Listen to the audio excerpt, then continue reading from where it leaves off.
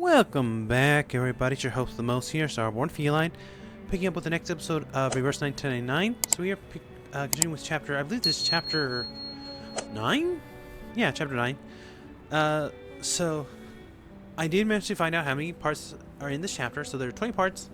To try to spread them out over a month and have a little bit extra just in case, I'm going to do 4 parts per chapter. So we're going to just go from there. Oh, quick recap before I forget. So last episode we did see our new character my god, it wasn't that long ago I heard her name. It sounds like Rhetoric, but it's not Rhetoric. Shoot. Our new character, she ran to Doris, who we are looking for, the writer from South America, went under the name Erd, and who happens to look a lot like Verton, so a lot of implication there. So what we are trying to do now is figure out why she was here in the prison. And toward the end of the last episode, we actually saw a little memory from Doris's perspective for some reason, where she was brought to this prison under Manus Vindicta's guidance as a special guest. I don't know what that means, honestly, but we'll see where it goes from here. The little leopard that we also met last episode, the warden, claims she doesn't know of anyone who would visit or would have been brought in the last 3 days. So either she's lying or something was hidden from her for whatever reason. But let's not jibber jabber too much and just go on to it from here. A Latin American fable. A salute to literacy society born from within a prison. No, a tribute to an impossible miracle.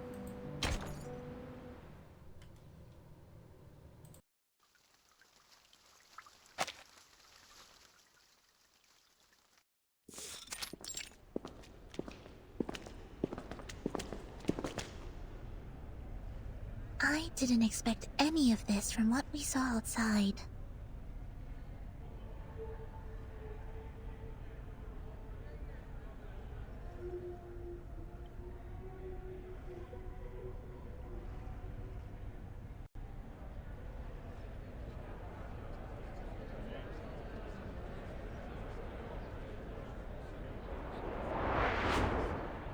Oh, excuse me for a moment. I have duties that I must attend to.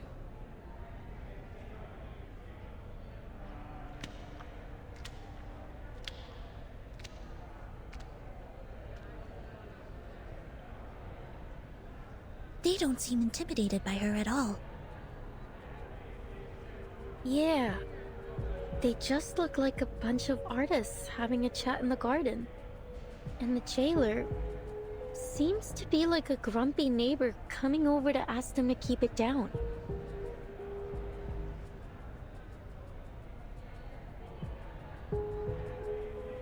Everyone, you know the rules. There are to be no after-hours gatherings here without the physician's approval. You sound softer and softer each time you come to warn us. Why not just join us?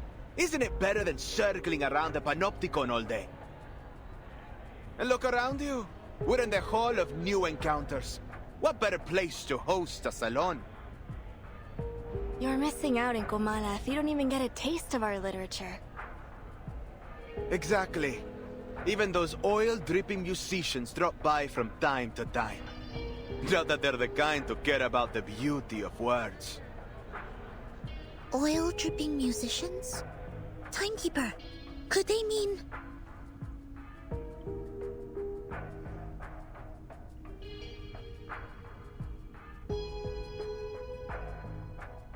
Quiet now, please. The Edile's salon is about to start.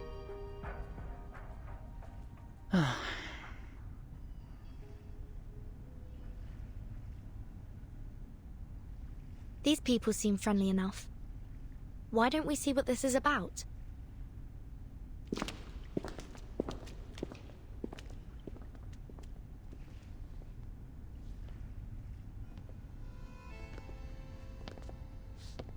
En desiertos, en estrellas, dentro de laberintos. En aguas, en espejos, dentro de reflejos. Soñamos sobre la almohada de paja de la muerte. Aquí estamos, rendiendo homenaje a los fantasmas. Para rendirlo todo otra vez. Para rendirlo todo otra vez.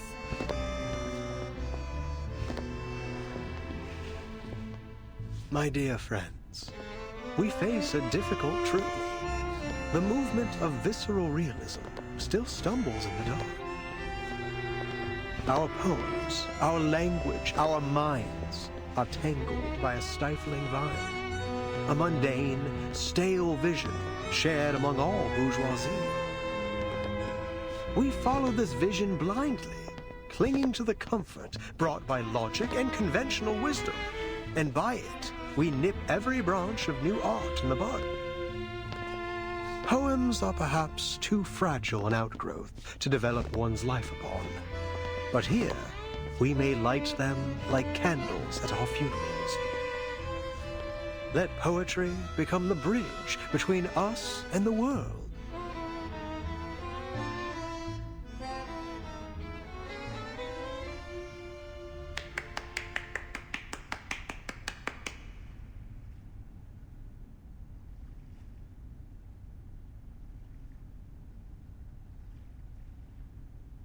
As we come back and forth over the boundaries of life and death, the old obstacles begin to take on a new look. With the eyes of poets, we may see behind them. You're a visceral realist. I can't be mistaken. You must be.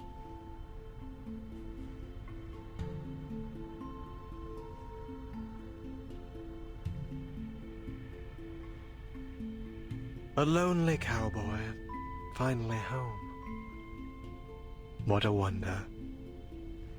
You're in time. The salon has just begun. And La Sociedad de Poetas de las Americas isn't like those salons that care more about who's invited than the art. All are welcome here.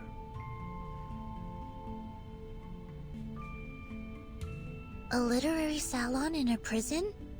Though, so far it seems to have more dancing than poems. Did you understand what that man just said? No, sorry, Timekeeper. I need a moment to think it through. Don't worry, Sonato.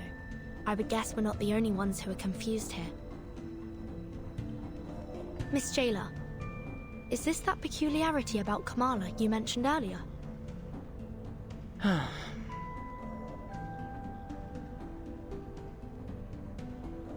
Enough, idealist. You're still an inmate here, and you are walking a very fine line right now. Oh, I'm quite aware of where I am and what lines I tread. This is a prison, the safest place for poets in this part of the continent. One cannot be arrested twice, after all.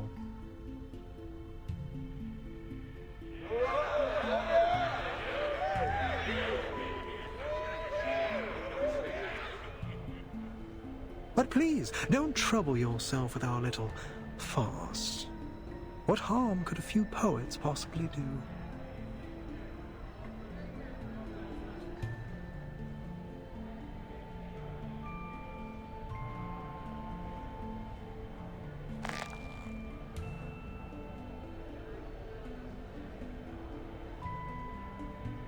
Senor Idealist, might I ask you something? Hold on, Recoleta. All forms of communication with the inmates must conform to our regulations. We will need to record the conversation and submit it to higher authorities for review. I have some questions for the gentleman as well, but we're more than willing to follow the rules. I think the person I'm looking for might have attended this literary salon, or at least talked to some of its members. I'd wager she's spoken to that gentleman. That is, if she has been here at all. I see. Go ahead then. Just watch the time.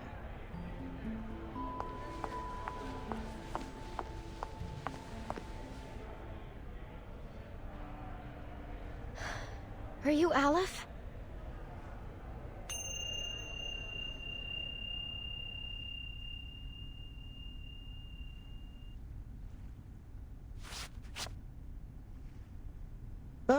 Oh, another visitor looking for Olive.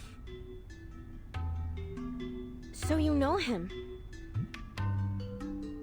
Naturally, but I'm not obliged to speak of him to one who does not, stranger.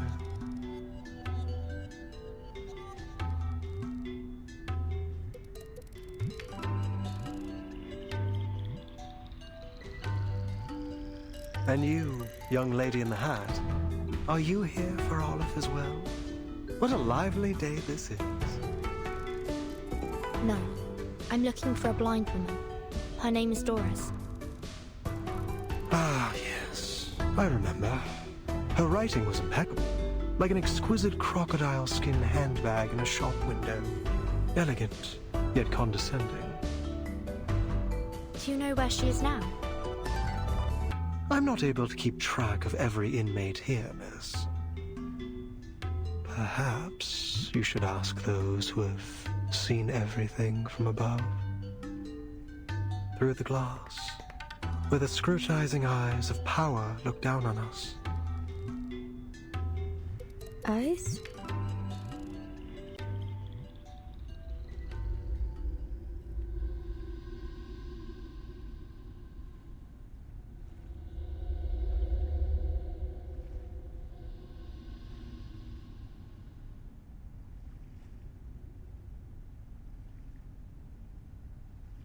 Have you taken your medicine today, idealist?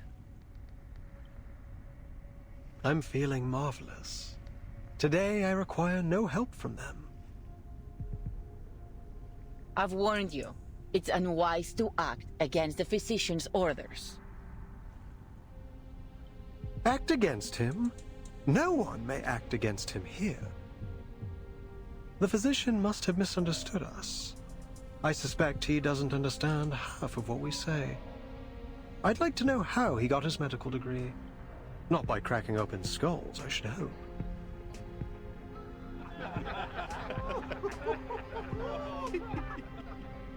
What a pity, jailer.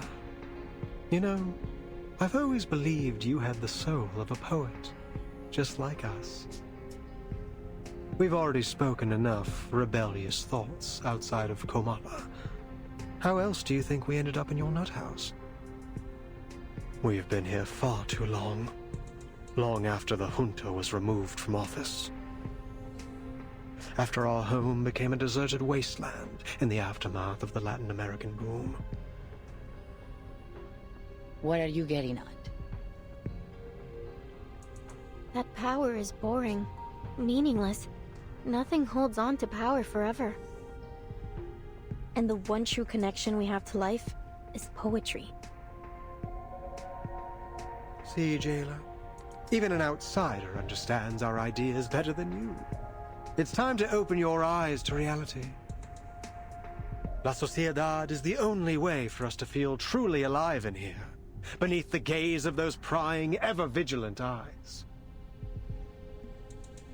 Idealist, last warning. Stop this now.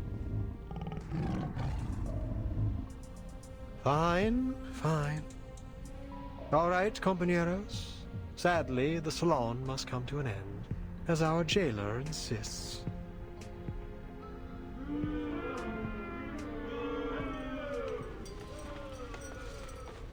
Dear friends, I do not mean to abuse the power of suspense. I sincerely invite you to come with me to the heart of La Sociedad de Poetas de las Americas. Perhaps you'll find the person you look for there.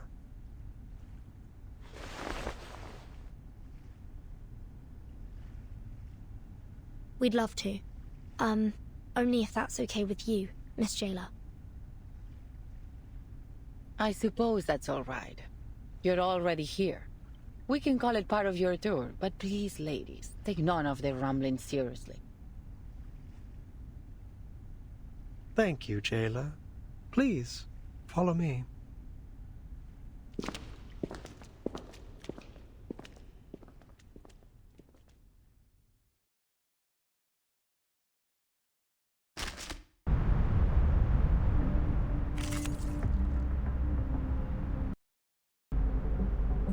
Sorry. I just clicked the wrong button there. Okay, so that's a little interesting, honestly. Oh, on. So we have the implication that yes, so Doris was noticed to be here, but they don't know where she is currently. So again, I don't know what that implies here. If they are actually trying to hide her from the Foundation, if there's something else.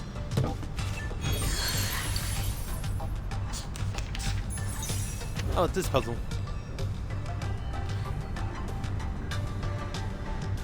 The road ahead is unknown. Choose the right direction and the path will reveal itself. Wait, this isn't the way to the gallery. It isn't the usual way. It's a shortcut. We call it the reptilian complex and primal hunger route. Much faster than the limbic system and postmodern anxiety route, let me tell you. But this passageway has long been abandoned and entries prohibited. It's extremely dangerous to... Relax, Jailer. No one, not even you, knows this prison better than I. But, Timekeeper, I think we've just gone in a circle. Okay, so weird name conventions aside, I am just curious to see like how, or rather, what it is they're trying to. Aventura? What is it they're trying to do here exactly? Because I feel like there's. Do you have any? What I'm good at. If what's implying that what they're going in circles is correct, it may indicate that they may be just trying to solve the time, or I don't know, they had something or someone maybe. I think it could just be overthinking this. And here's the thing, from what I can tell, it doesn't really matter which one you attack, but I do think it does affect how some things are perceived by the story. Again, I'm not entirely sure about that, so don't quote me there. Aventura? As you wish. Oh, my bad. Let me do that. Saxophone sends. Aventura? As you wish. Just another shift. I dedicate this song to you. Rise and shine.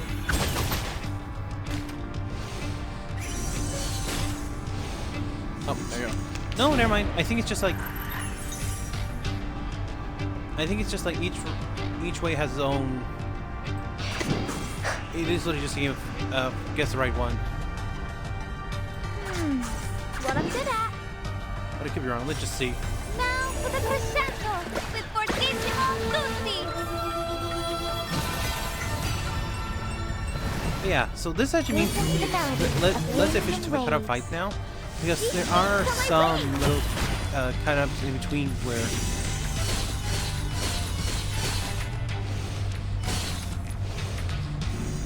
There are little like snippets in between. That weren't even as tough as waking up an old factory man. So, I love the little just side effect of her tapping, and like it sounds like she's tapping on your screen directly. Anyway, it's now less preferable to cut out fights just because they do have those little like voice snippets in between. Sometimes it's nothing. Sometimes it does have implications for the story, but we'll need to wait and see.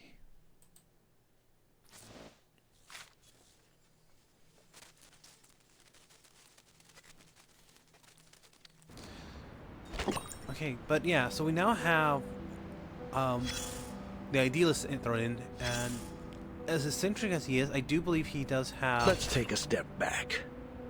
Pull you out of that whirlwind of passion and dreams. Yeah, he has an idea where Doris is. He's just, I think, trying to hide her from us. But anyway.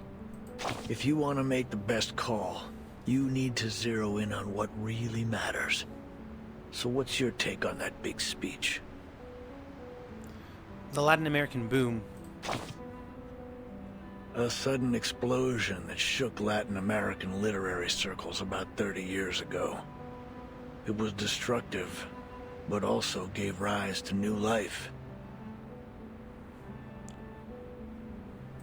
Lucky for us, we don't have to worry about shell shock in the literary world. You don't strike me as someone who would know about literature. It's not about knowing literature. Any soldier with little experience can deliver a status report. All right. Eyes on the map. As we speak, ships are lined up on the Spanish coast. But this time, they're poised to make a new kind of discovery. If you can call it that.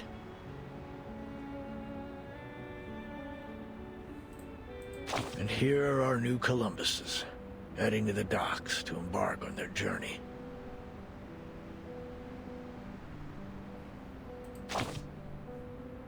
Carmen and Carlos, the driving force behind this literary feast between Spain and Latin America. Carmen, with an eye for opportunity and a mind for business, sought out the continent's literary gems and secured generous publishing deals for them. Carlos, with his deep understanding of market dynamics, brought these works to the eyes of the European public.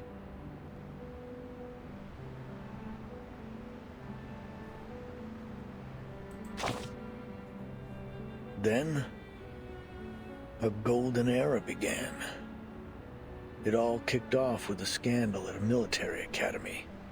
And soon, the entire world was captivated by the story of a baby with a pig's tail from a faraway land.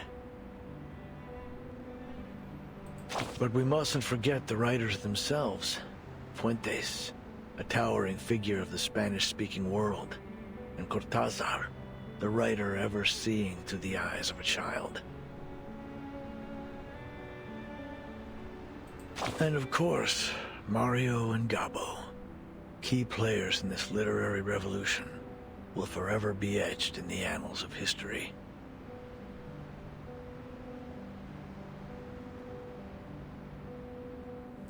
They corresponded regularly, always expressing deep admiration for each other's work. In fact, one even wrote a doctoral thesis on the other. Ah, friendship.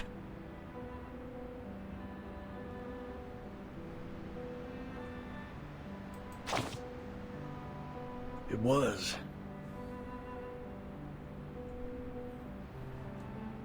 But no matter how explosive the boom was, it couldn't escape its fleeting nature. With the second imprisonment and self-criticism of a Cuban poet, in came an inexplicable right hook, and bang, silence. The military junta had gripped the poets' throats. The verse of the pioneers was cut off, their voices no longer heard. The bond between two generations was broken, and for the younger of the two, the silence was intolerable. They looked for a new theme, a new idea, a new voice, a new method to speak on their disappointment, their horror, and their anger.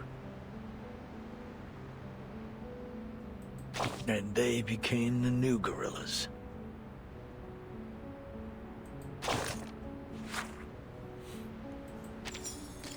Okay, so a lot to unpack there.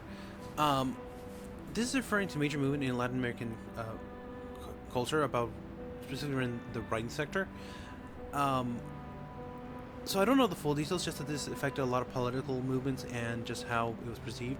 Eventually, when certain powers came to being, they did not like the way, how much sway certain writers or authors had and how they spoke against ideas that those leaders had at the time. So they did everything they could to more or less censor or silence the writers outright. But yeah, let's see here. This one should be another memory, I believe. Let's see. Towering walls, prisoners deep in the abyss paint pictures of the sky. There goes the air conditioner.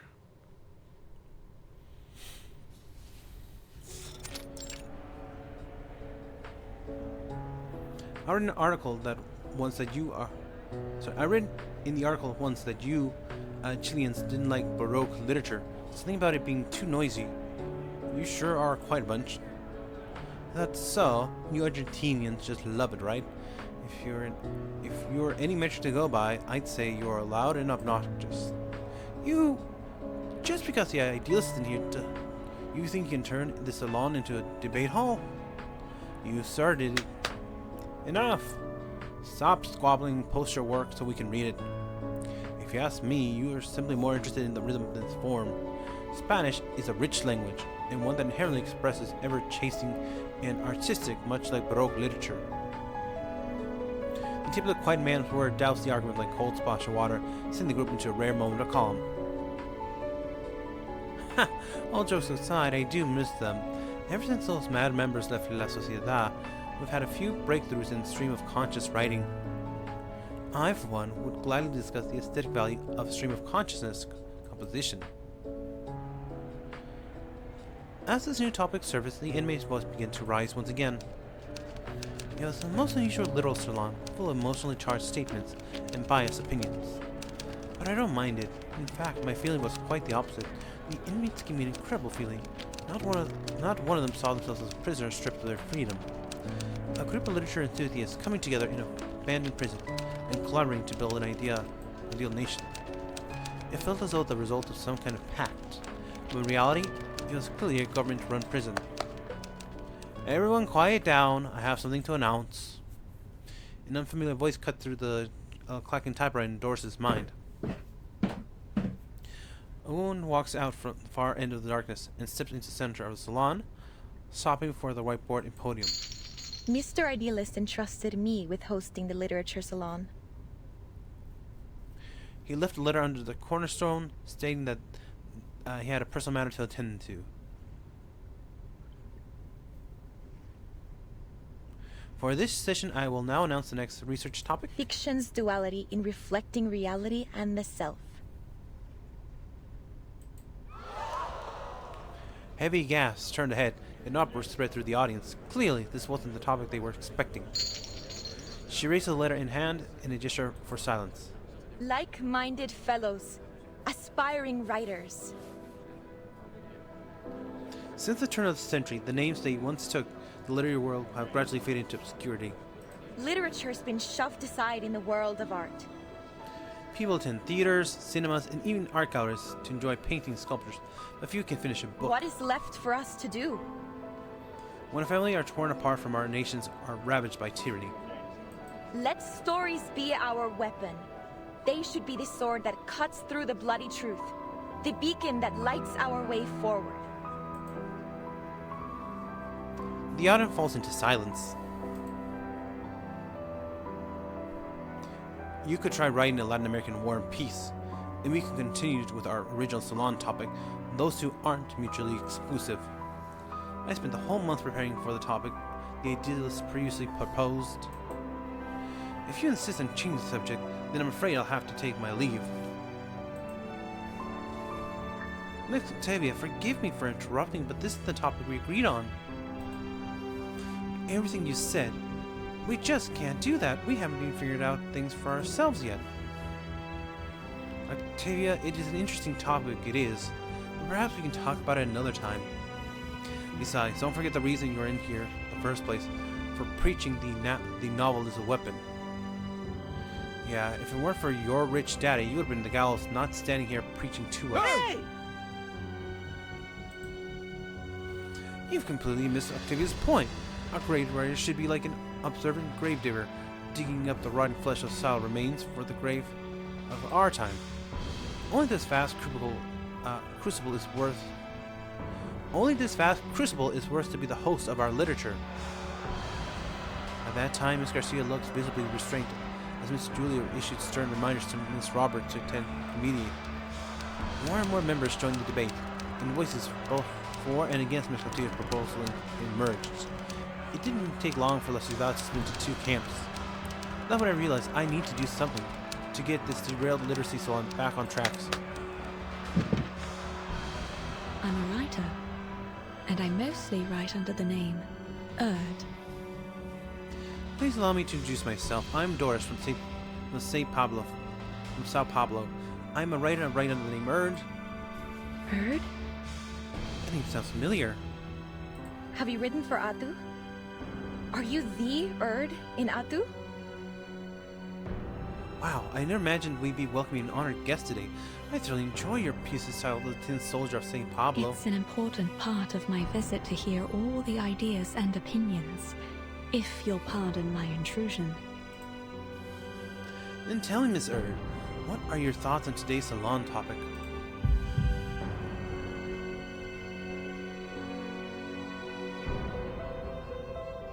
A difficult question, one involved preference, a creative stance, and a political alignment.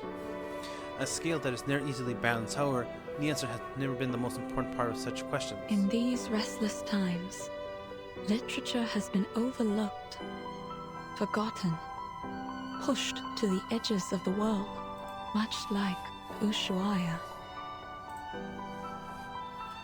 Some fall into deep thought, others not in agreement, few look puzzled. The honest largely unaware that this topic has already been shifted. To most, this prison at the end of the world is a distant, cold place, perhaps even a place of hopelessness. When a prisoner is first sent here, I cannot help but imagine that the first thing they felt is a stagnant pool of water and a calm, quiet despair.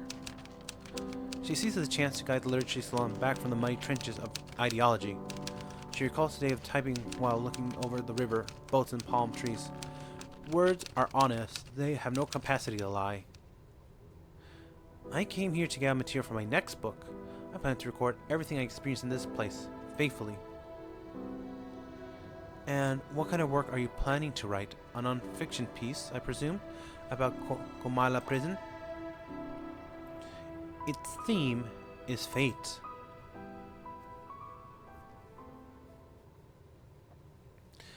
So that actually has a lot of heavy implications there.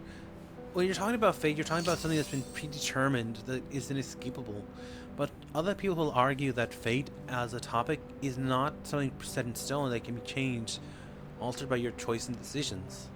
So I'm genuinely curious to see where this goes on Doris' part, because the way she handles this can be seen as crude, or it could be seen as something genuinely insightful, because it depending on how she writes about the people. I'll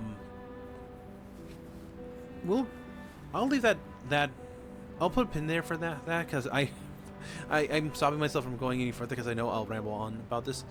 But we need more details here and see where it goes. Let's see, part 6, Shadow of the Living. Metallic sheen, rippling water, and the shadow that peeks that peer back from within the dim reflection.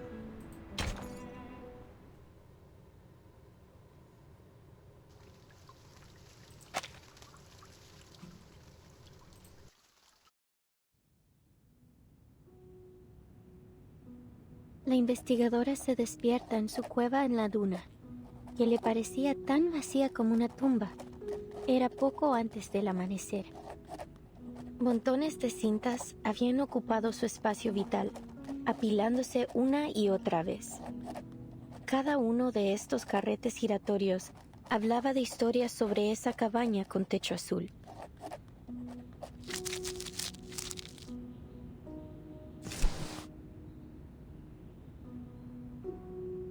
Oyó la voz del asesinado conductor de burros detrás de ella.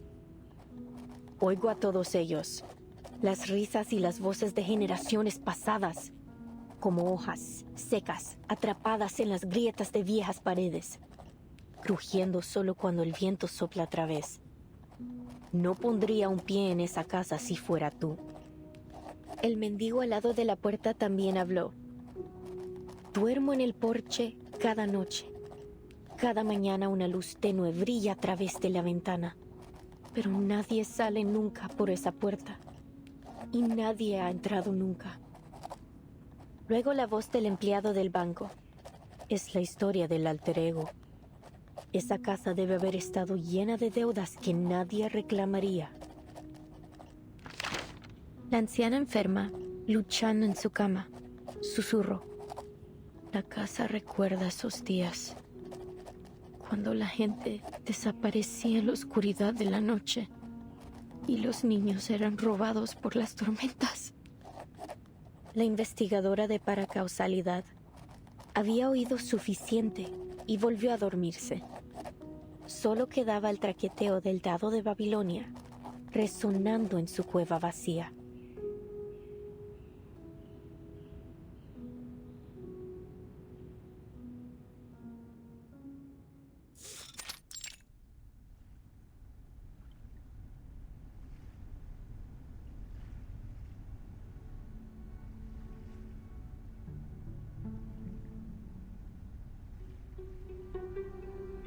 always wanted to use the element of fantasy to better establish our theme. And I was right. Now the stage is captivating, the timing is perfect, and the audience is ideally placed. Only one imperfect element remains in the scene. The creator, who hasn't stepped away from his creation. No. There's another thing.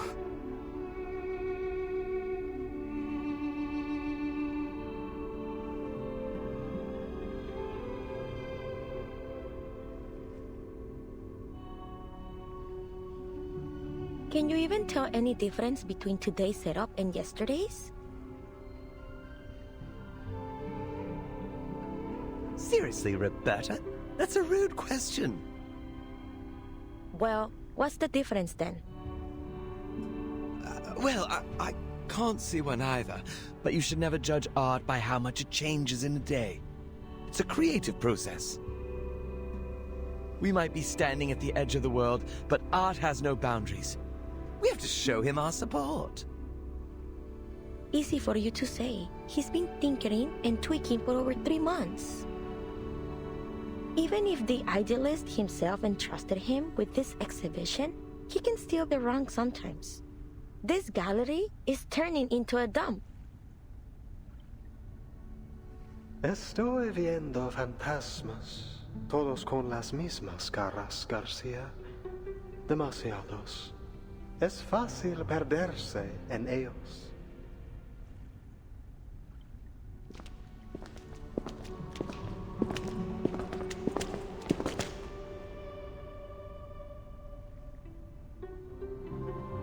Idealist, you're back.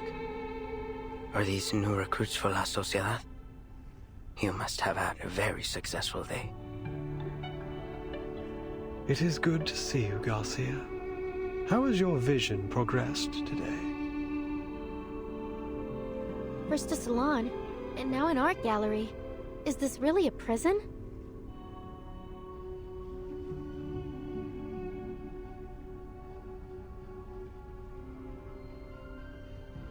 As you can see, I've strived to push the element of fantasy in my work so that it might reach perfection.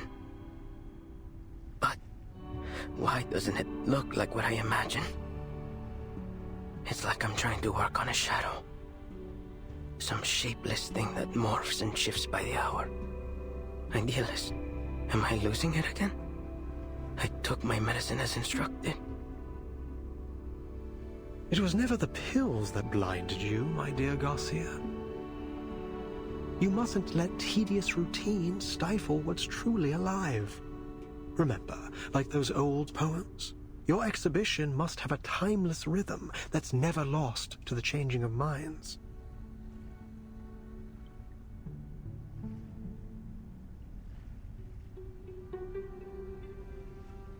Sorry, maybe I'm just not getting it. Look up. There's your answer. Though the sun rises the same way every day, the multitudes of shadows it casts are ever-changing. Isn't that the only constant in life? Change? We foolishly pursue stability and constancy, but our very world denies it. Take a step back. Take several. And see the truth for yourself, lest you too become lost among the shifting shadows. I get it now. It's the changing light that makes the exhibit seem different from what I expected. I shouldn't waste my time on freezing things in one perfect moment. Instead, I need to embrace change as it comes. I don't know how to thank you. I won't let you down. I must complete this exhibition. Complete my alter ego.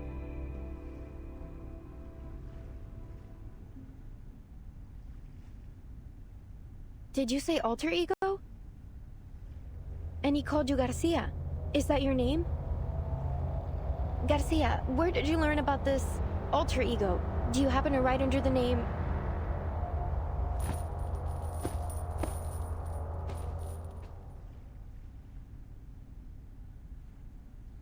Please, Recoleta, give our artist some space. Can't you see? He's already returned to his own time and space.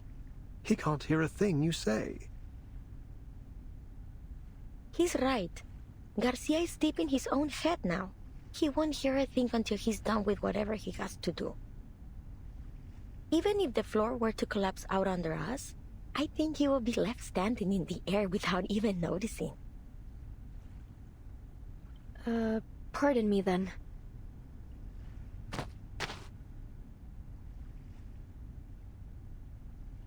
All right, my dear guests. Please forgive my late introduction. Welcome to the Gallery of Bewilderment. Thank you for inviting me here, Mr. Idealist.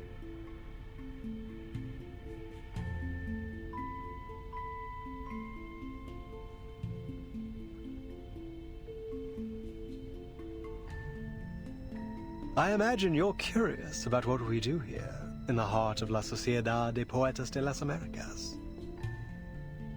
We're putting together a magazine, a collection of poems from Kamala, our very own Casa de las Americas.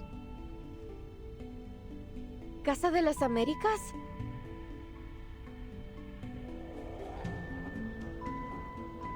Exactly.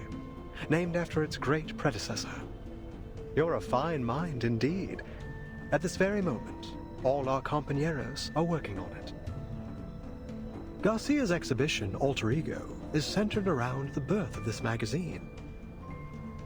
And here, you can see the signatures from all the poets involved, along with a few words they've written for it. Reading it is like looking into the soul of our society. All these signatures.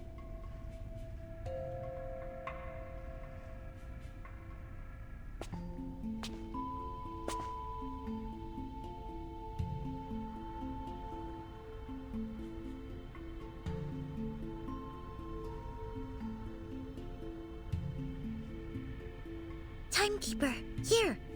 It's Dr. Doris' pseudonym, Erd! Then she was here.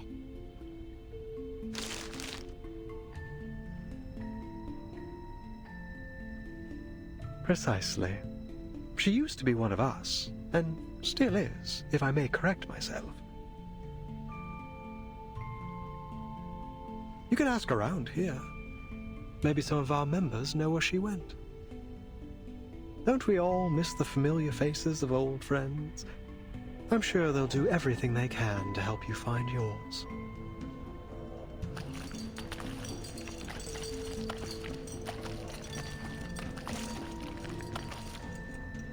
Mr. Idealist, I finished my short story.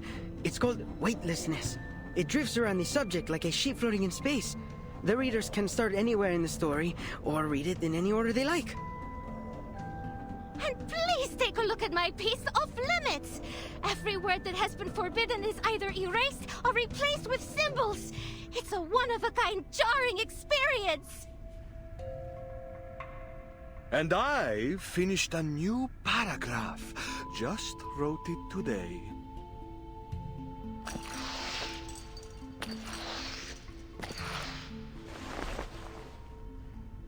Oh, new faces.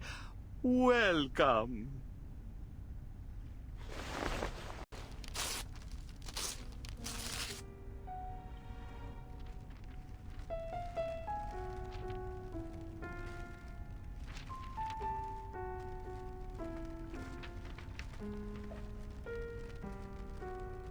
Idealist, did he just...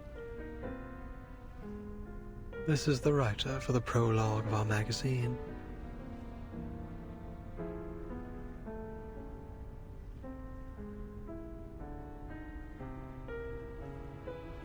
The prologue consists of a 2,000-line poem and an introduction that is written in 86 languages to avoid misinterpretation. It represents every second we spend here. Naturally, the arrival of new members disrupts its structure, and so we must begin again from scratch. So he just tore it all up like that because he thought we were joining? With all due respect, isn't this a little excessive? Heaven knows I'm not one to judge. I've torn up plenty of writing for my novel. Please, pay it no mind. It may not be an easy task, but he's doing his part. Destruction is hard, but more necessary than you think. Without it, we'd all be stuck in a still and stagnant pond, with all the smells that entail. This all sounds very complicated. When will your magazine be finished then? Forgive me, but I'm not sure what a floating sheet, a jarring reading experience, and all this constant rewriting are meant to express.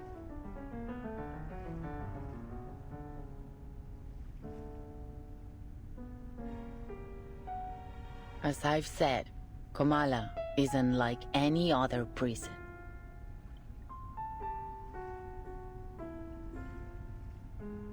Miss Jailer, do you mean...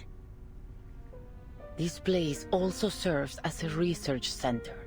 And the prisoners here, for all they claim, are not just poets. They are arcanist criminals, and each one of them has been diagnosed as mentally ill.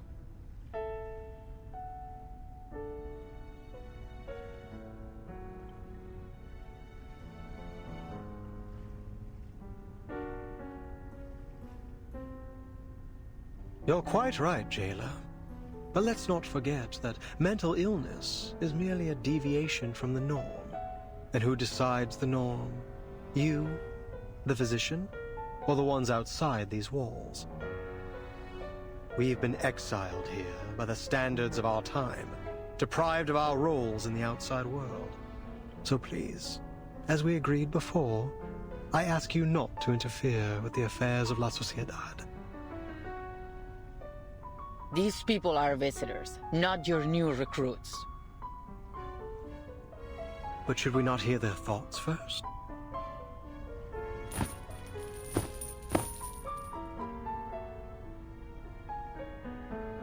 My friends, no one escapes the eye of power. We must resist. Stand with us. Pick up your pen and take poetry as your shield before it is too late.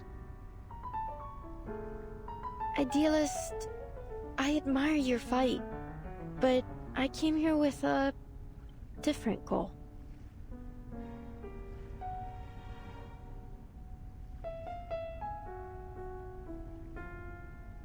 We're the last true owners of an old legend, words now only remembered as myth.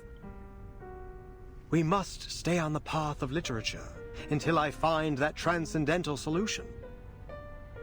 To invent an idiom that is generic, all-encompassing, yet precise. My poem will be written in this language, leaving no room for doubt or misinterpretation. How blessed is a man with infallible memory. He holds the finer details of each object within him, more vivid than anyone else. In the end, he'll have all the answers, if time allows him.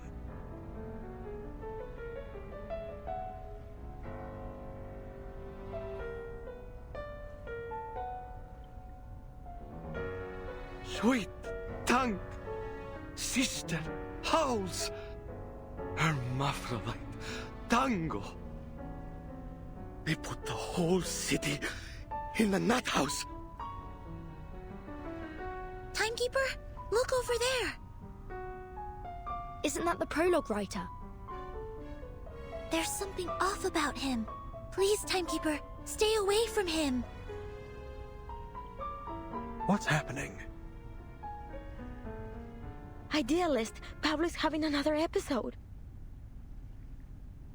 Multiples of us. You make reality sick.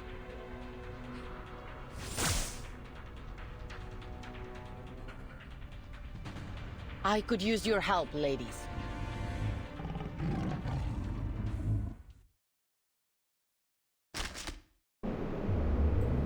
Okay, so a few things I want to say here. I kind of get what they're trying to imply here about some of the, the way some of the inmates are. Like, they have more or less stuck themselves in sort of self-imposed isolation.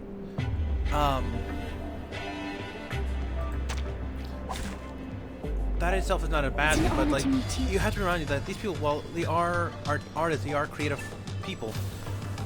And this model looks nothing like the character. Simulación de laberintos. Suéltalo todo una vez más. What's happening? Oh shoot, it's... First thing I was gonna say, is auto on? No. It just, I guess she just starts the fight with an ultimate. First thing I thought, like, I left auto running or something. Loading. Más allá del concepto mundano del tiempo, en todos los momentos. Aim and shoot. Huh, a truly villainous moment. Nuestro adversario es el tiempo. I guess I should mention this. You probably won't see this until closer to the final episode, but I don't plan to roll on the gacha for why do I keep wanting to call him Reticle for some reason? I won't roll on the gacha for this new character just yet. If you have Marcus and if you have a good and what's the name? Mercy? The one from came in the same banner as Jay, or the previous banner before Jay. If you have them together, she might be worth considering. Because apparently these three pay really good together. Charging. And can get you some really high damage numbers in the long run. Mind you, that is totally up to you, so do what you will do. That's my work, I take it. He's literally just throwing papers at us. I know he's just crazy, but he's acting like the Pac-Man. Properly. I can hear it. That or just a really angry newsboy. Does anyone even know that reference, or am I just dating myself again? The newspaper boy.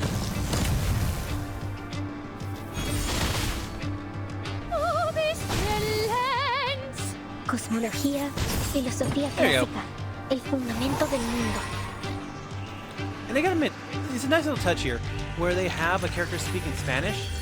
The curtain has fallen. Since this isn't the type of game you would think they would have... Remember, this is a Chinese-made game, so you don't think they'd include so many other languages. English, French, sure, but like, Spanish? You wouldn't expect that, but like, they have it in, and it's actually really good Spanish too, so I'm happy to be hearing that. I am Hispanic, so... so hearing some representation, so it's nice.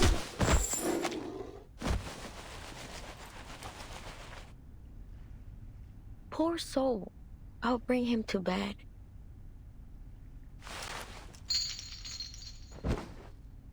Well done, ladies. Aren't you full of surprises? What was all that? It seems he had a mental breakdown and lost control of his arcane skill. It appears that every line he recited carried unbridled power. Usually, only specific lines can channel arcane energy. You can't just force the power into words or craft a poem to serve your purpose. Pablo must have a rare gift for identifying empowered lines. When he recited them all aloud, they overwhelmed him. That's right. He's a genius who rides the tides of emotion, just like Arthur Rimbaud. We always keep a close eye on him to make sure he doesn't recite anything while reading or writing.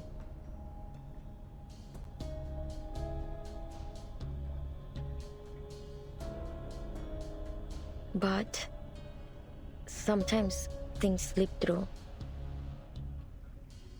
You must understand how difficult it is for a poet to never taste the words on his own lips. So then, this isn't the first time, and you're all fully aware of it.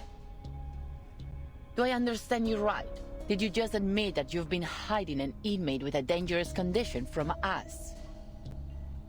According to the safety regulations for the Panopticon of Kamala, he must be sent to the physician for immediate treatment.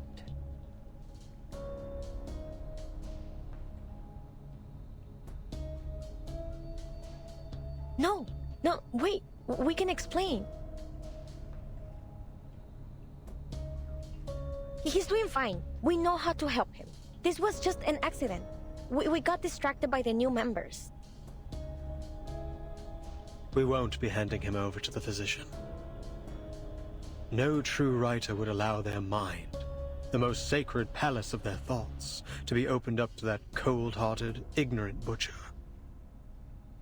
Even one who believes their inspiration flows from a source beyond the mere substance of a brain would refuse it.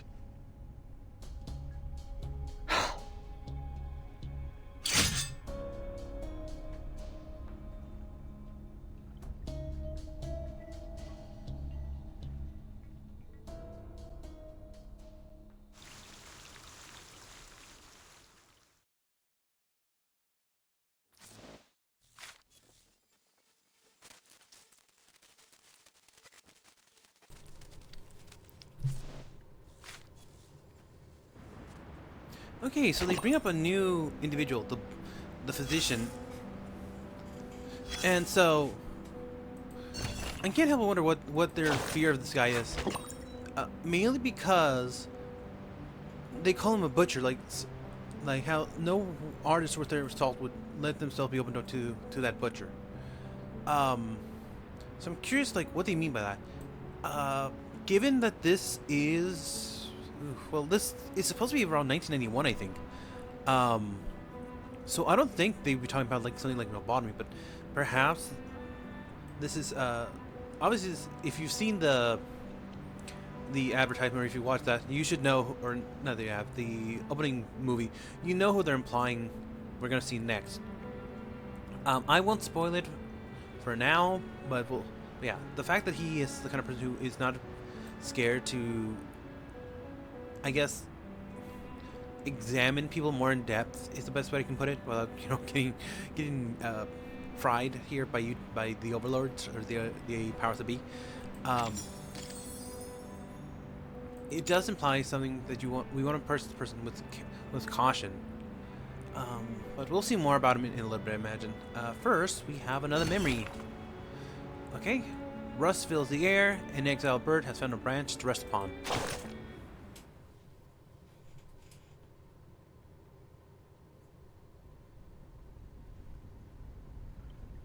Fate. Yes. It looms over us, yet each of us may hold the power to steer its course.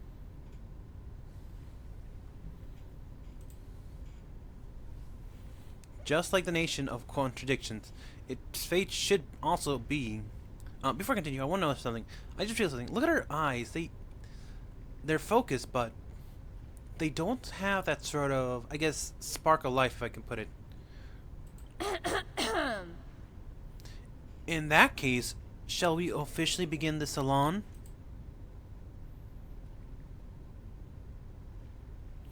The ever-observant Roberta notices the tears welling in Octavia's eyes, cuts her off.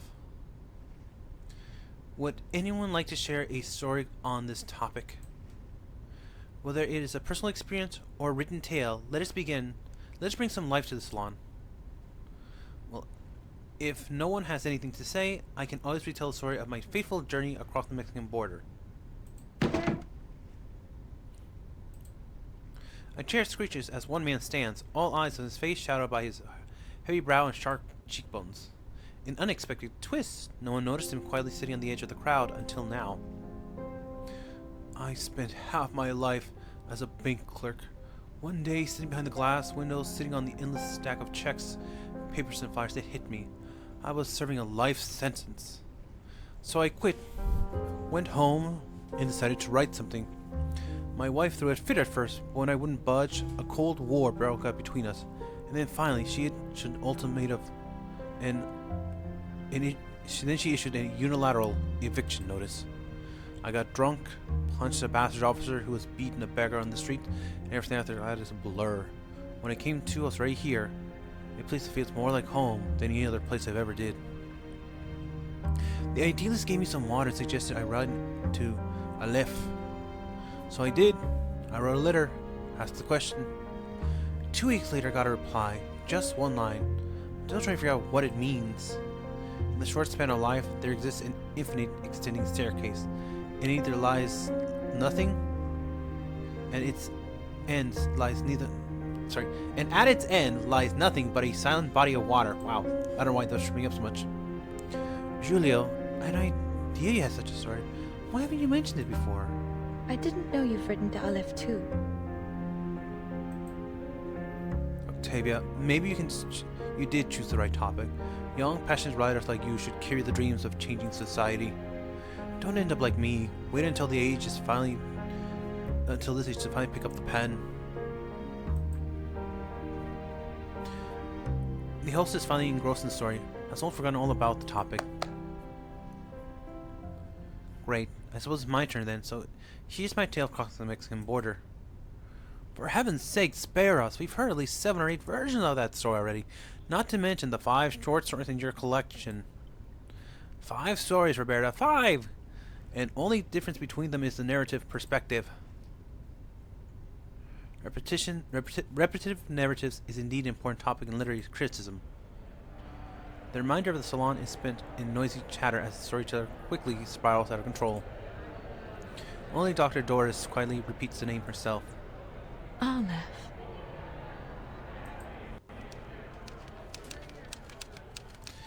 Mr. Julia Pass was an unexpected gold nugget, perfect material for biography. I'll treat it with care in my next submission. But then I nearly forgot I was still in prison. I've been swept up in the literary salon. I resolved to record all that I witnessed in this prison. As to whether the inhabitants are truly prisoners, that will be the readers to decide. At the time, I did not ask how they found their way into the prison. Like them, I was thinking of purer things. Looking back on this journey, I now see the tangled strands of Las Babas del Diablo have formed an interconnected web. As the line gets into this full swing, a face emerges from the shadow. Only a smile is clearly visible. Rarely do I observe a salon from afar, taking in all its symbolic quirks and subtle metaphors. A metaphor fantasio, everybody! I'm sorry, that was a bad time joke. A bridge between reality and unreality. The poetry of the typical and the atypical. This is exactly how I envisioned La Ciudad de Poetas de las Americas when I founded it. The new arrival catches her attention. Reality and unreality. Are you referring to the difference between non-fiction and fiction? I'm afraid I haven't quite grasped the full meaning. Ah, but you understood at least part of it, didn't you? That alone proves we're walking on the same path, the inward pursuit of aesthetic truth. We are citizens of literary kingdom, stargazers chasing the first light to reach the shore of the new world, children crying beneath a tree of pure ideas. As its founder, I sincerely invite you to join La Sociedad de Poetas de las Americanas and become one of us. Join La Ciudad de Poéticas de las Américas? A gentlemanly bow, invitation that is hard to refuse. Everything here carries an air of mystery. The literary gathering, the strange architecture, the enigmatic recipients of all those letters. A rare opportunity. I'm truly flattered by your invitation. I'd be delighted to join the Poetry Society.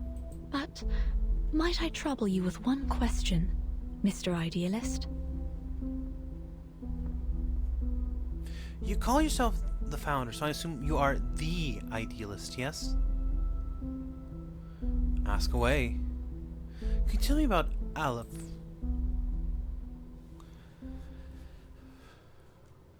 Okay, so this Aleph character, they're really trying home this Aleph character is someone of great importance, so I am getting curious to see if these are the same person I think, if this and the one other character I think are the same, or if maybe there's more to it than we realize. But yeah, we just have to keep going and see where this leads. My gosh, my throat is not working with me today. That's any weird. I apologize. Passion and delirium. Open your eyes to see the night. Close them to see the light.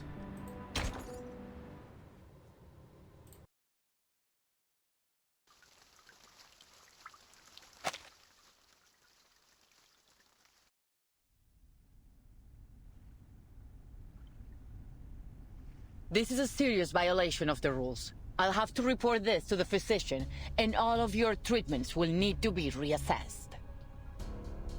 Until a new treatment plan is in place, all members of La Sociedad are confined to their cells without any of their usual privileges.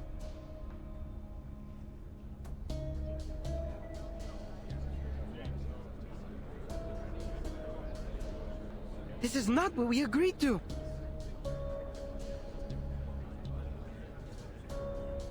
You gave us your word! Affairs within La Sociedad were not to be disturbed! Please, don't do this. Please, he doesn't deserve this. No one does. We don't want to lose our friend.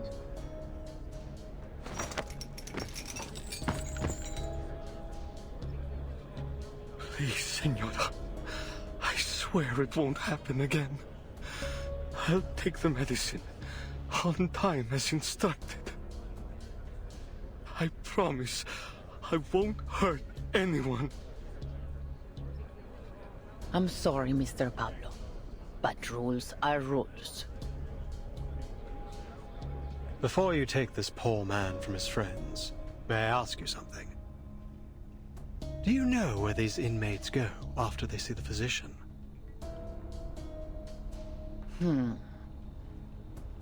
My duty is to keep order here. What happens beyond these walls is not my concern. Perhaps they've recovered from the physician's treatment and were returned to society.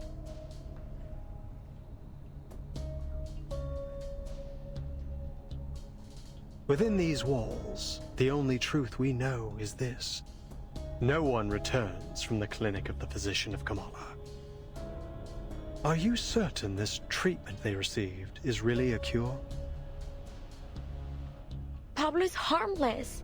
He's just a writer who has a talent for finding words and poems. That's all. Please, let him stay. We'll look after him. He can have our share of the medicine. We'll keep him in check. But this doesn't conform to our regulations. Still as arrogant as ever, idealist. One day, you'll get us all killed.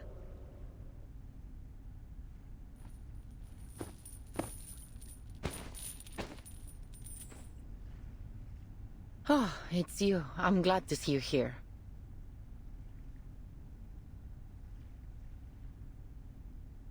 Who is that? That's Octavia, one of our model inmates. She's been a great help in the past. If you're interested in prison literature, I'd suggest talking to her instead of the idealist. So, she's a writer too? Who would have thought? This place has got writers coming out of the woodwork. I thought it would be easy to find my writer friend in a prison. But what are the odds that I'd break into a place absolutely lousy with them? She used to be in their gatherings, until she got tired of their nonsense and started her own faction.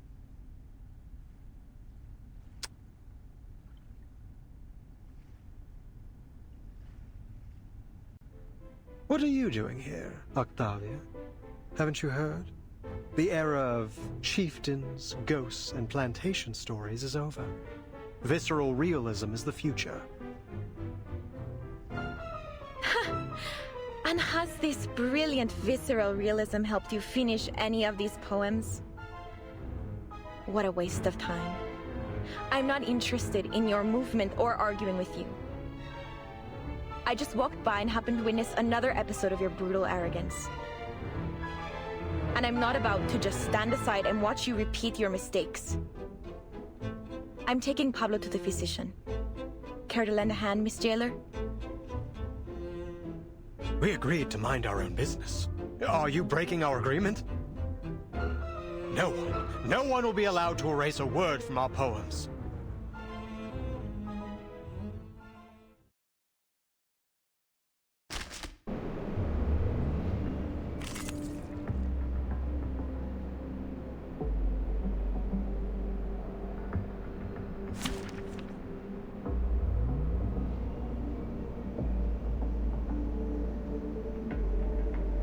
Alright, so we are meeting the other faction officially now. We actually it's funny that we met Octavia in the flashback before we actually met them in the actual story. But we can actually kind of see. Haven't you let your ego cause enough trouble, Idealist? Better that than siding with the devil like you. Enough. This pointless arguing ends now. Okay, let's see here. So, actually, these two have been giving me trouble on hard mode too. Oh, I thought those were. Never mind. I thought those were like the same skill, but never mind. What I'm good at. Saxophones and... Do you have any requests? It's out of you. Listen up. So on hard mode, apparently these two have a counter buddy that hits like a truck. So even though I had characters that were fairly well maintained or very well upgraded, these guys just chew through them. Victory? So I'm still trying to figure out how to beat them. Okay, but what does it mean to us? But anyway. I mean, what does it prove? Anyway, let's see here.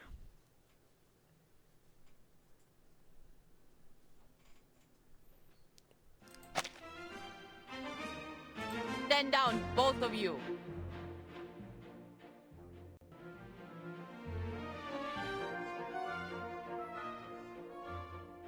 You've never listened.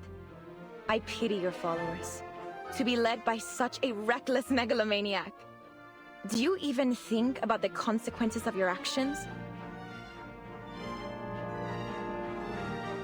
We fought hard to earn the freedom to discuss literature under their watch. Your impulsive ego threatens to destroy everything we've built here. Spare me the lecture, Octavia. We don't need permission to do as we please. You're just another puppet of power, kneeling to the eyes behind those glass walls. They've trained you to believe it was your own decision, to be good and conform. Who could have done a better job? When I look at you, all I see is a sheep, docile and obedient, just the way the tower wants. What kind of work could someone like you create? Literature isn't defended by those lounging in cozy rooms, scribbling to soothing music. Have you looked in a mirror, Idealist? You've become a pathetic windmill-tilting fool, a monster tearing down everything around you. A beast of prey, you mean? Naturally, a sheep would be appalled by the mere thought of such a creature. A fearful sheep caught in a vine, confusing the blade that would set it free with the jaws of a lion. Such a master of metaphor. But I beg you, learn to distinguish right from wrong, fantasy from reality. Only then can you truly lead our people toward what's right.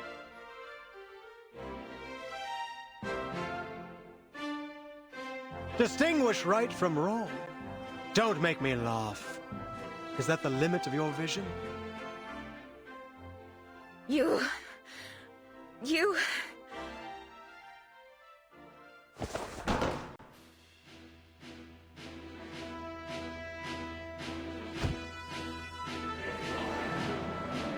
Compañeros, friends, listen to me.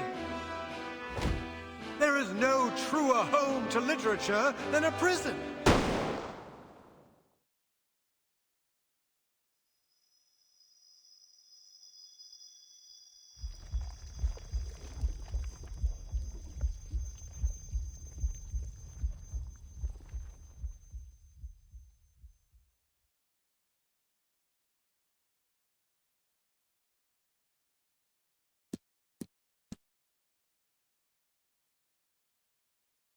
No. No!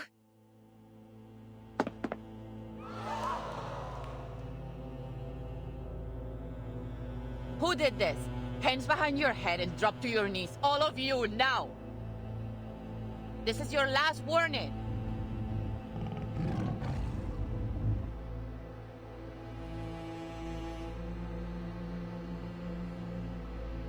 Idealist, You're bleeding.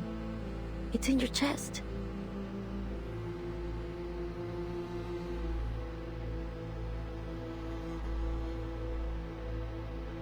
You must. Yes. Idealist?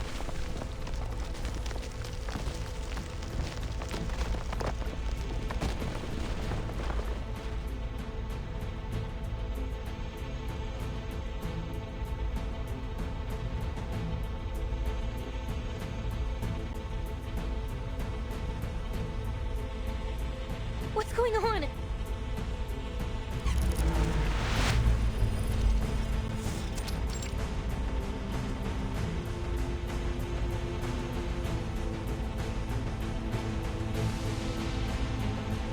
Was he shot? Where did the blood come from?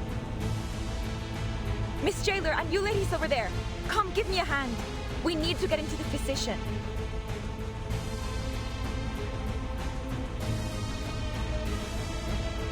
Did you do this, Octavia?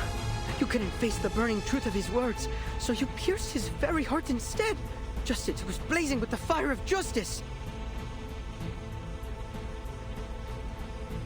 Or was it you, Jailer? Did you intend to crush the voice of poetry beneath your wheel of power? It has to be one of you, devils in disguise, beasts in human skin.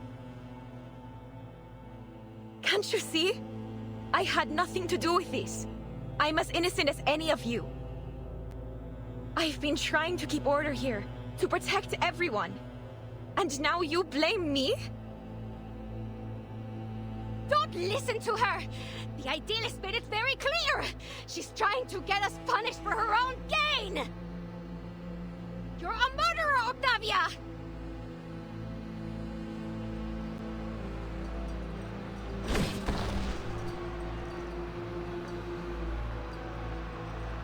This is mad. You're accusing me without proof. It wasn't me. This is getting out of hand. I suggest you ladies leave now. No, wait! It all happened too fast. What happened to the Idealist? Is he alright?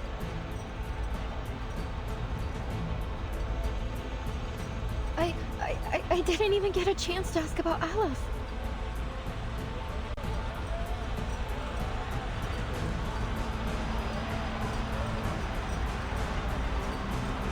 I agree with the jailer. Timekeeper, Miss Recoleta, let's get out of here.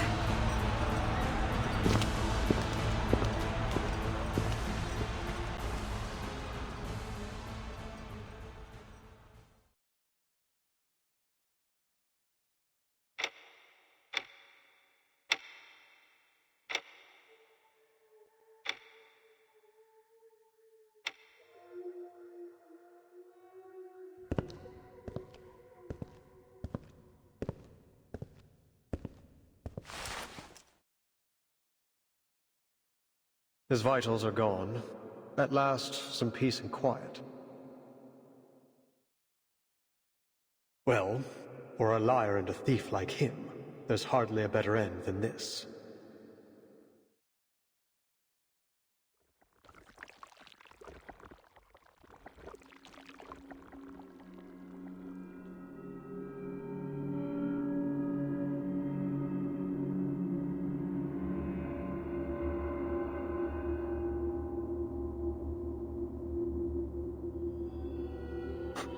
Just as I thought. You had it all along.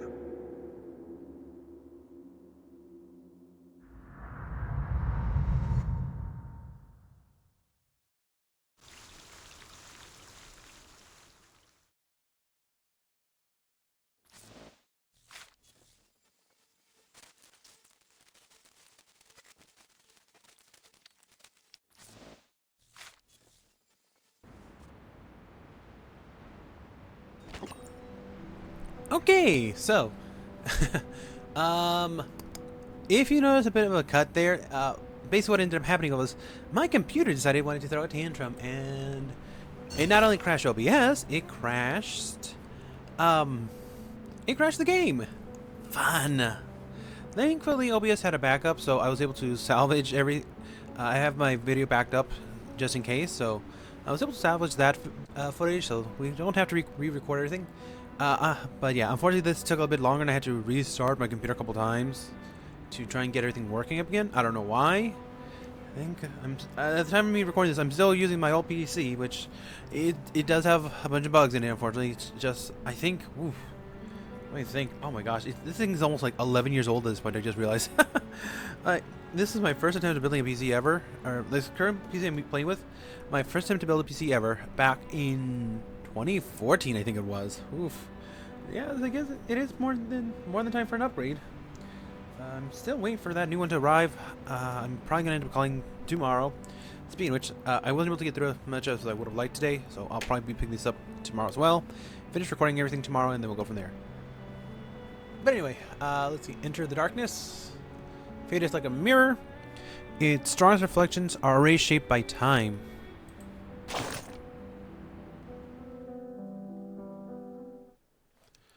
Lowering the volume on mine just a little bit, because it is a little bit loud.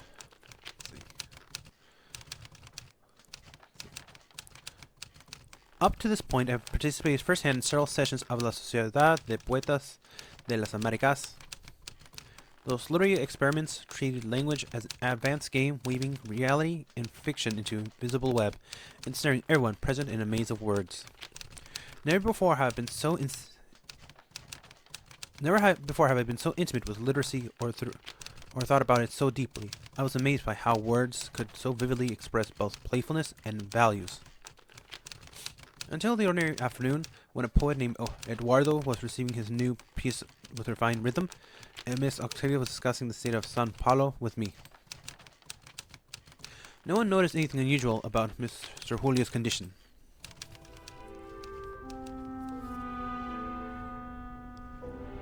Just like it wrote in the Tin Soldier of San Paulo,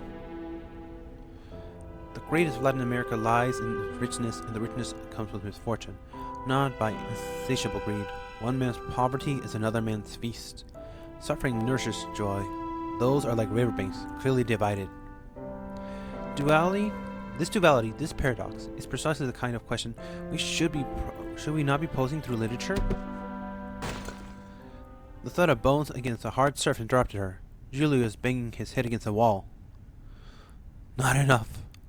Not enough. Not like this. You cannot grasp space and time. It's still missing something essential. Language, framework, and thought pattern. With our current language system, I cannot catch the ghost of time. I can only let it slip away from the tip of my pen. Mr. Julio, what's wrong with you? Unlike the panicked Octavia, the other inmates around Julio seemed unfazed.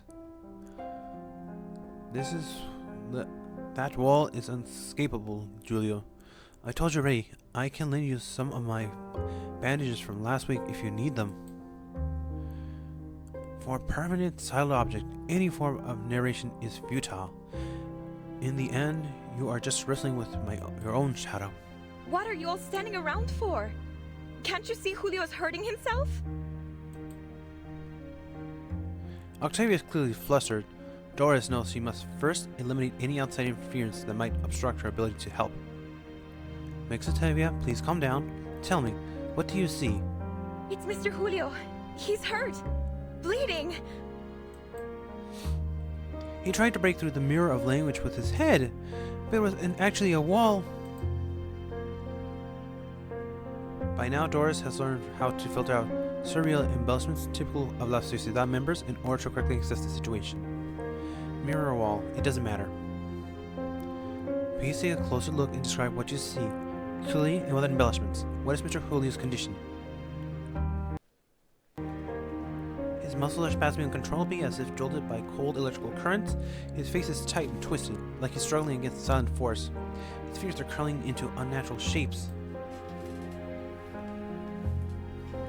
Expression keeps changing. First pain, then panic, and finally blankness. Sounds like he's having an epileptic seizure. Perhaps I could offer some help.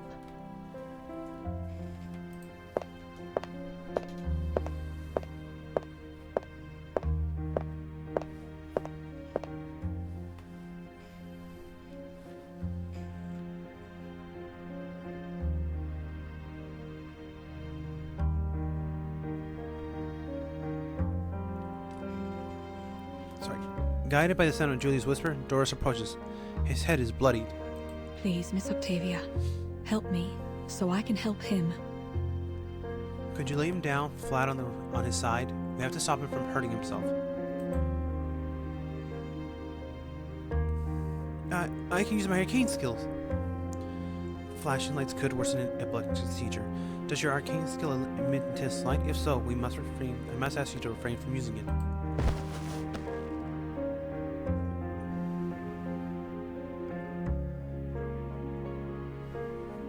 Octavia hurriedly retracts her incantation.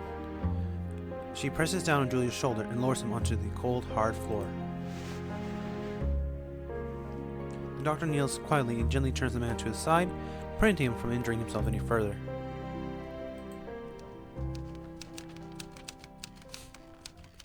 As time passed, Mr. Julia's convulsion begins to subside, but his body remains stiff, his jaw clenched tight.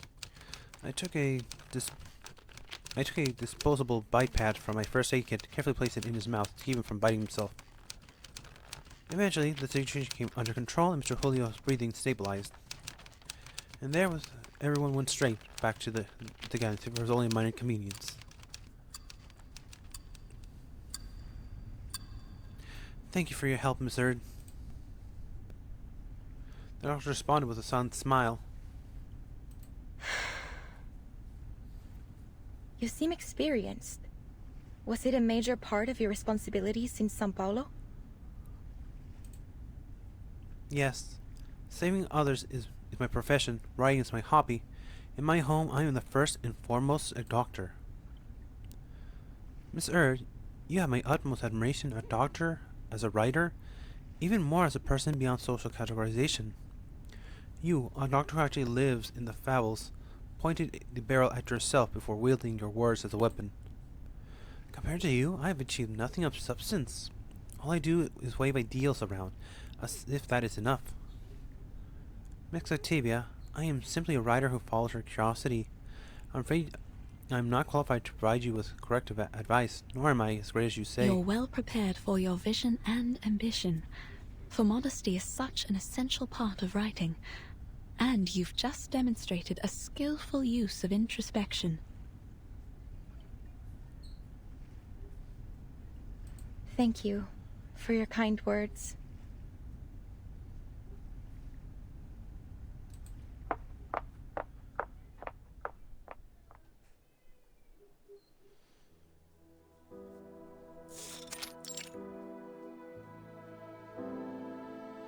The idealist pursues his ideas to direct a magnificent vision atop the tower of literature.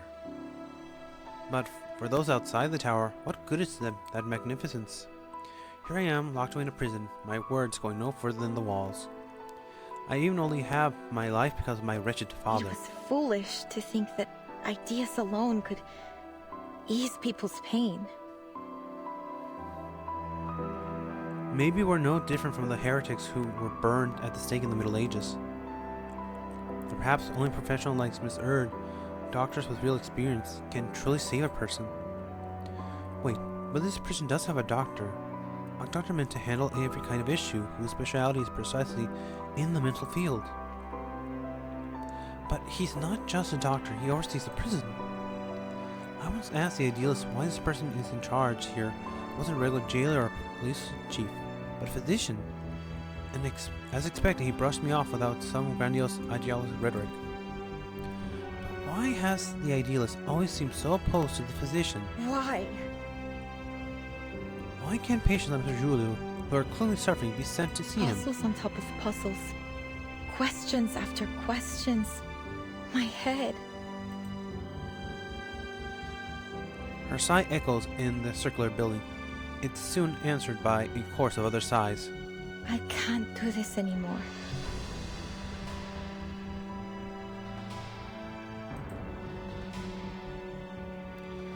Okay, so I think I'm trying to get a bit of a better grasp on it. Oh, never mind. Miss Octavia turned and walked away. Though she looked disheartened, I could still see the power and unwavering force that drove her forward.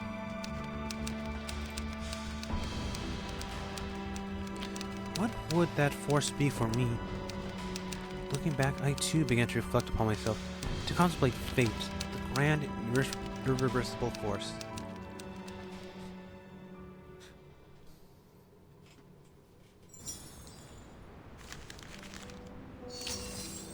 Okay, so, like I said, I'm starting to get a better idea on Octavia. So, she isn't so much, I wouldn't quite call her a bad person. She is someone who understands the world is unfair, even though she grew up in privilege, and she wanted to change that to help better society. But it seems like, from what I can tell, she didn't quite understand what that meant, nor what it was she was trying to accomplish. So, what that ended up leading to was just a bit of a mess, and eventually her just ended up here in prison. From what it sounded like, it sounded like she was trying to push for change through literature, but in such a way that her government just not only did not approve of, saw as somewhat outright hostile, hence her being imprisoned here. But that's just speculation for now, so we'll keep going. I imagine there'll be more expose as we go, and we'll see from there. Next up is the spider's web. Open it, reread it, witness firsthand the events that transpired within the desert.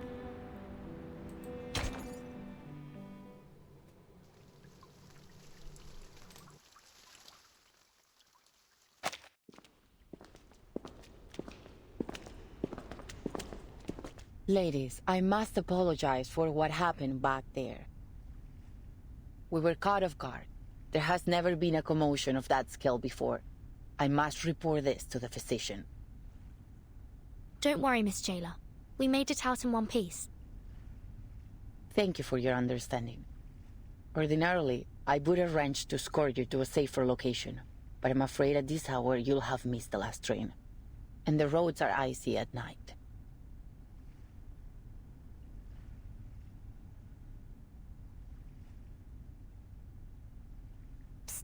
Vernon, we can't leave like this. We appreciate your kind consideration, Miss Jailer, but we still have some unfinished business here. I see. I'll arrange a clean room in a safer section for you. We'll do our best to ensure your safety tonight.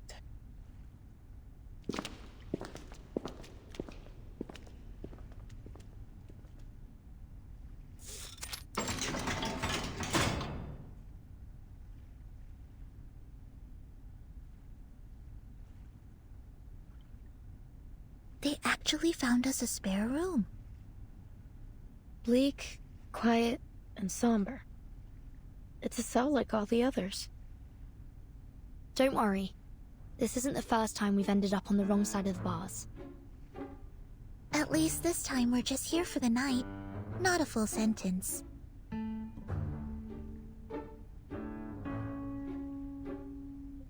Though, this cell is quite different from the ones we've been in before. Not just the cell. The whole prison is unlike anything I've seen. And this society they've been running here isn't some mere pastime. They're having real discussions about meaningful topics, even though the rest of the world has been cut off from them. But we're still in an Arcanist prison. A place where conflicts and violence can erupt at any moment. Let's not forget that. Miss Jailer warned us from the start.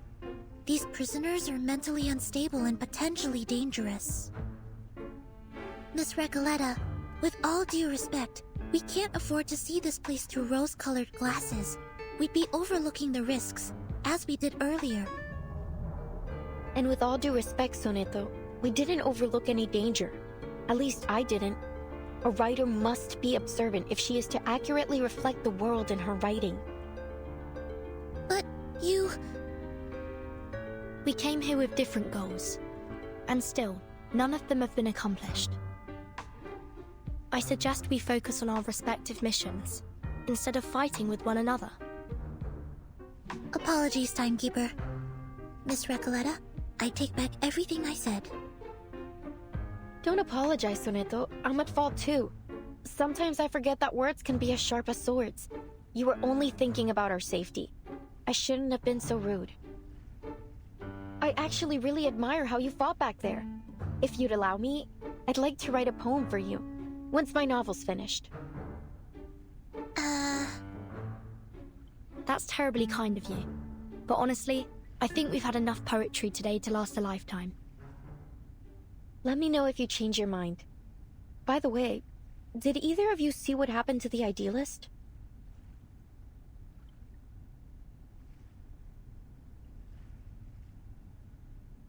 The jailer told me she went back to the gallery once everything calmed down. She found nothing. No blood, no shell cases, not even a trace of the idealist. Timekeeper, now's really not the time for ghost stories. Do you mean that maybe the idealist somehow managed to get out of there on his own? Or perhaps someone else helped him?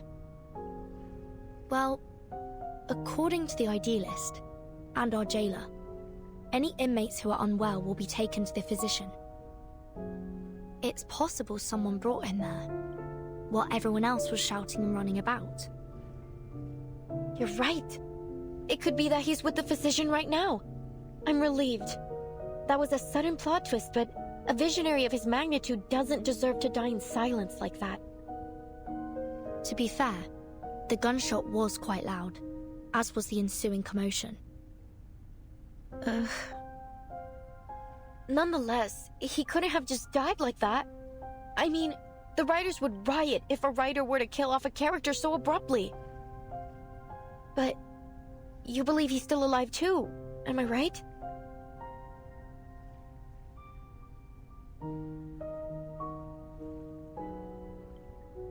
There's nothing that we can be certain of for now. But on a brighter note, we didn't come back empty-handed from our mission either, Sonetto. We found Dr. Dorez's signature in the gallery. You were right all along, Recoleta. She was here. But we didn't see her at the gathering. Could something have happened to her, like with the idealist? Do you think she was also sent to the physician and never made it back? This is all just speculation. If we want to find the idealist, or Dr. Dorez, we need to speak to this physician first. Miss Recoleta, do you believe that the idealist could be your pen pal, Aleph? Whether he is or not, he's still my best lead.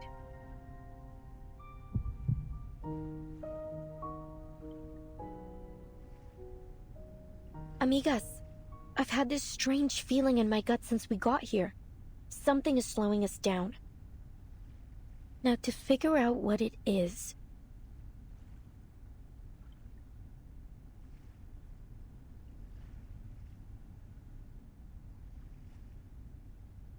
Look, it's a wild guess, but just wait till I finish. It feels like everything happening in this prison is somehow connected to my novel, El auge y la caída de la cordura. We're no strangers to wild guesses, and sometimes they're closer to the truth than you'd think. So this... The rise and fall of sanity. Sorry. What exactly is your story about?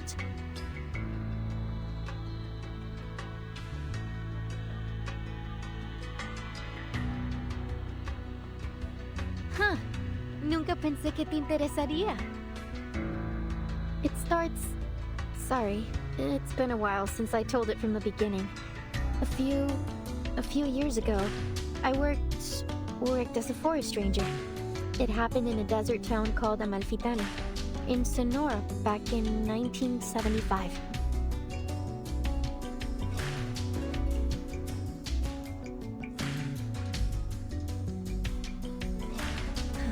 You know what? Most people say the beginning's a bit hard to get into, except for Aleph. I'm thinking of rewriting it.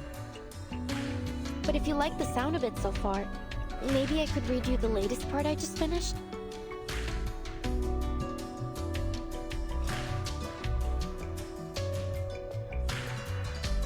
Please.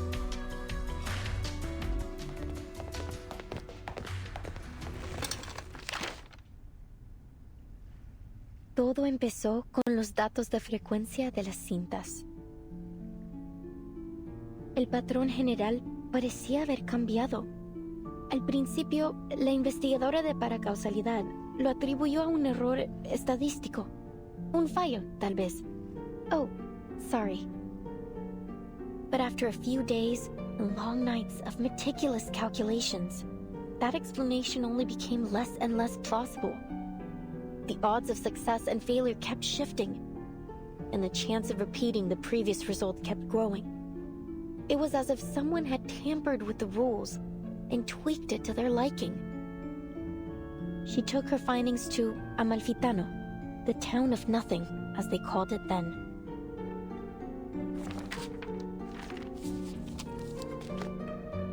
Near the old looms, she met a blind weaver who spoke softly of an old tale. I heard a strange rustling at dawn, like a die rolling along a wooden floor. Then the morning light dimmed and died.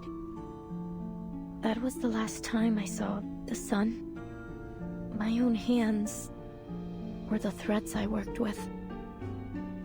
The second time I heard the die roll, I was told the oxen in the fields sank to their knees and never stood again. By the third roll, the fields were crawling with frogs. Plows ran over them, and some still writhed, squeezing themselves deeper into the cracks in the earth. The fourth time the die rolled, 10 dormice plunged into the sea in a strange sleepwalk, and 10 bears feasted for the last time before winter arrived.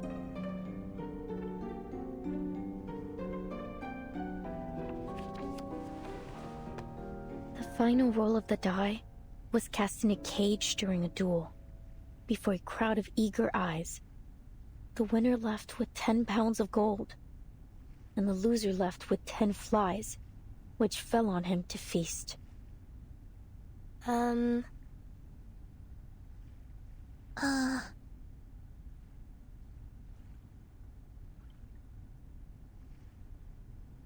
Is that all? Seems like it. Well, there's more, but I haven't quite figured those parts out yet. Any thoughts? Anything. I can take it. Please, I really need some feedback. I wonder if the protagonist ever finds this Die of Babylon in the end. Oh, Vertin, it isn't a real die, it's just a metaphor. Oh, I see. I must have missed that. Sorry. Still, it's a beautiful story. Sad, but beautiful. The story is still too obscure, isn't it? Aleph warned me about this. In our last correspondence, he suggested adding the blind weaver to shed light on the hidden theme. It helped at first, but even with his sage advice, no matter how hard I tried, the plot just didn't seem to move forward. Feel stuck in that village with them, lost, dazed, isolated inside their small, disconnected moments. Something crucial is missing, leaving gaps between the characters and the scenes. Should I change the storyteller's perspective? Start a different angle? Or maybe rewrite the characters completely? What should I do?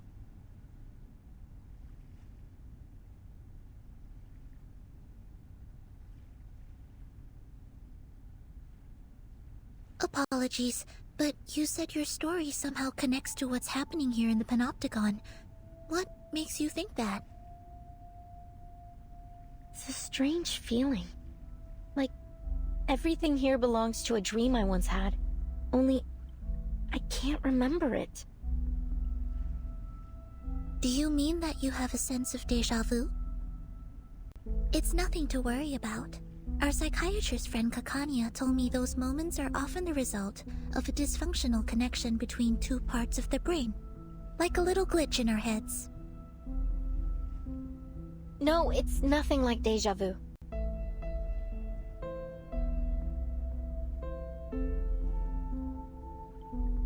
Déjà vu is a single moment, a specific situation.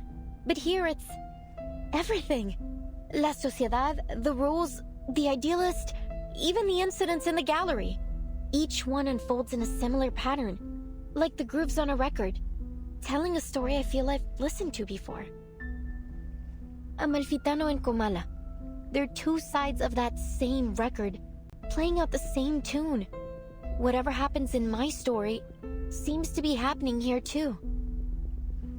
I had that feeling when I met you as well, Miss Verton. At first I thought it was only an interesting coincidence. You're much like the first character in my story. A traveler with a suitcase.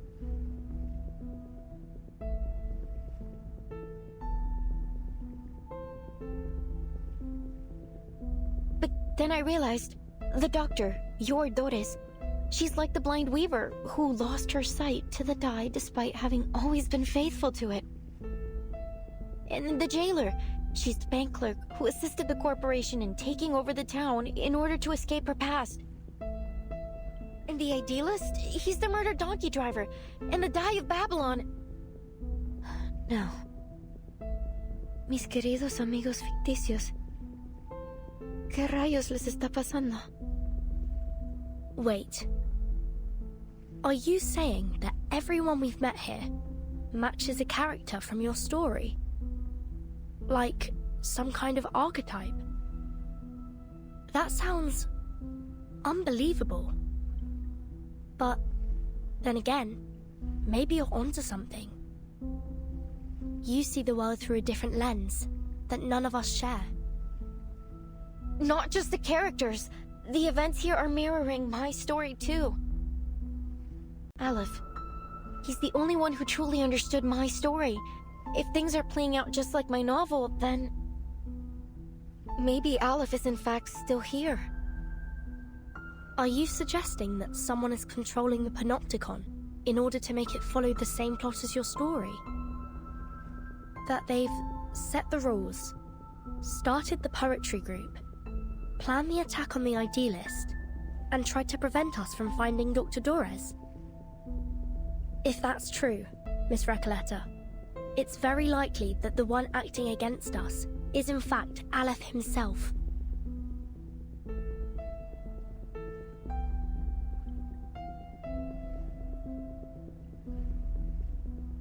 But no. How could that be possible?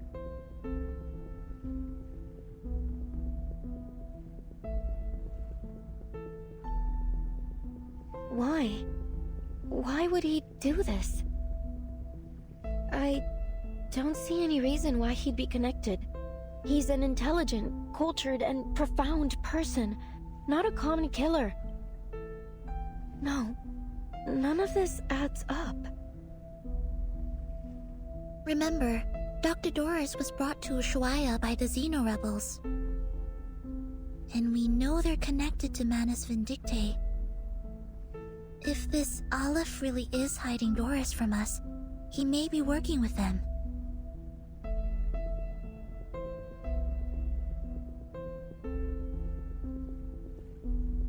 Oh, my... Soneto. I didn't know you had such a flair for stories. Maybe you should join us and become a visceral realist too. I think you're only imagining things. Perhaps you were inspired by this strange prison? Perhaps we all need to start writing our own stories. Come out now. Whoever's out there, speak up. How can we help you? Who's there?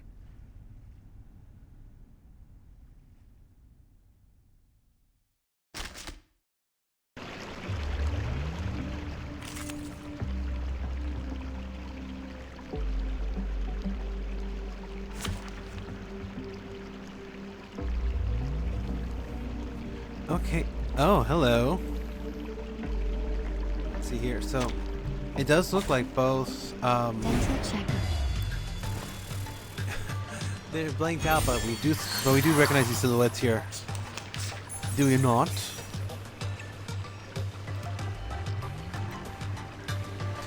I don't know why you're trying to click on my recording too. No.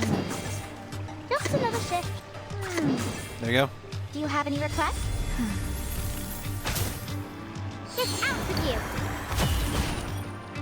I dedicate this song to you. There you go. There we go. Nicely done. What about racket you make?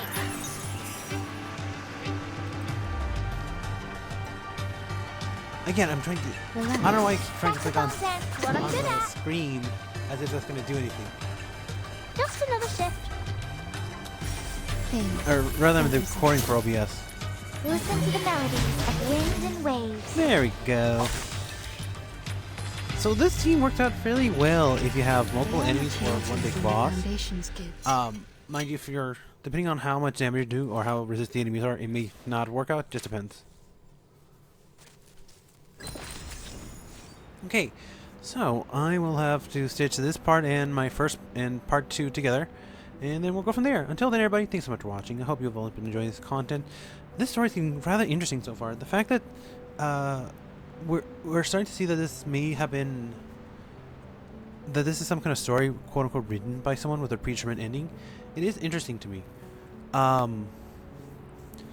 Sorry, tying back to the to a line from the preview video, but something I did want to mention and something I'm just curious. I don't know how much true this is, but there was actually another game called Labyrinth of Refrain, Manor of Galeria. They had something similar where a particular witch in that game, I forget her name, Marius or something like that, Mariel, something like that. Anyway, she had a similar power where she did what's called a novella, a type of spellcraft where by writing it and having enough people read and enjoy or believe it, she could actually, to a degree, influence the future. So I'm wondering if this is something similar to that. I'm not sure how much, how like actually rooted this is in like actual world history or mythology. Someone who would write a story and make it become reality. It is an interesting idea because I have seen this pop up a few times, but until then, I like it. I don't know how real it is. If anyone knows, comment down below. Anyway, thank you so much for watching. Thank you all so much for watching. Remember to like, comment, subscribe, hit the bell to be notified of new videos when they come out. Share this content with people who might enjoy it, or just need a bit of background noise in their life. Until then, this has been Starborn Feline signing off for now, saying, be kind, try great things tomorrow, and I'll see you all next video. Until then, hope you have a great day, evening, whatever time, whenever you're watching this, and goodbye.